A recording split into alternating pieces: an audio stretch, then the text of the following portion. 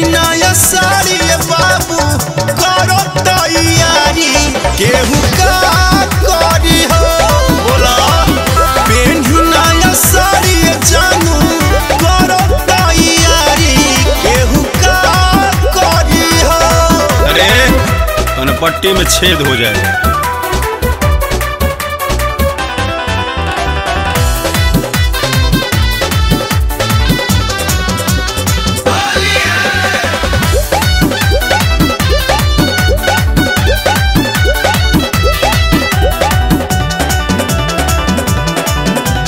बानी शिकारी के बीच कैसे होली मनाई होली में तोहरा खातिर हवा के रुख मुड़ जाई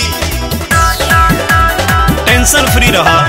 बानी शिकारी के बीच कैसे होली मनाई होली में तोहरा खातिर हवा के रुख मुड़ जाई हाथ जदी धरबाता लोग जरी हो पेन्ही नया साड़ी सोना करो तैयारी केहू का करी हो पेन्ही नया साड़ी जानू करो तैयारी केहू का करी हो।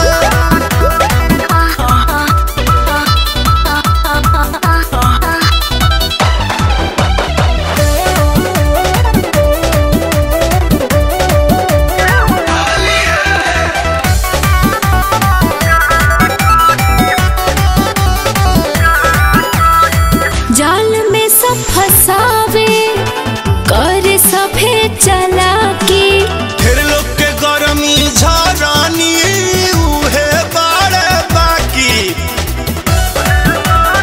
आदत छूट जाई। जाल में सब फसावे कर सभे चला के ढेर लोग के गरमी झरानी उहे बारे बाकी वादा जवन कैला ने भावे पड़ी हो पेन्ही नया साड़ी जानू करो तैयारी केहू का करी हो पेन्ही नया साड़ी धन करो तैयारी केहू का करी हो। मर्द हई हाथ पकड़ के छोड़े ना आवे।